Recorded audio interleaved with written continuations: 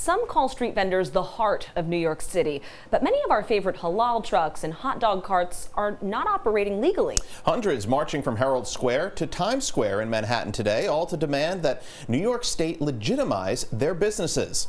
News 12's Jordan Kassane has more.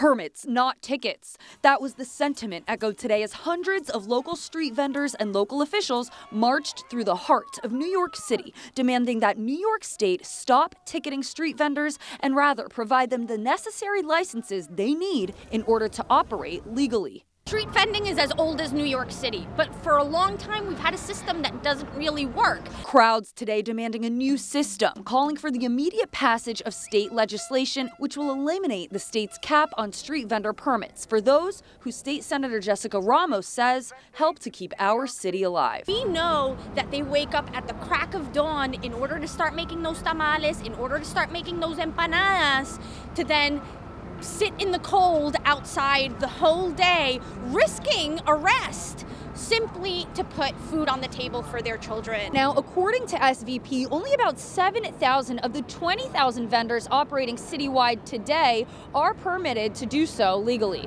This is an economy of primarily immigrants and people of color who are being criminalized for their work. Gutierrez of the Street Vendors Project says the applications to apply for a permit have been closed for over 10 years, making it hard for them to get back on their feet following the pandemic. But this 35-year veteran vendor says he's not expecting to receive a permit to legalize his operation anytime soon.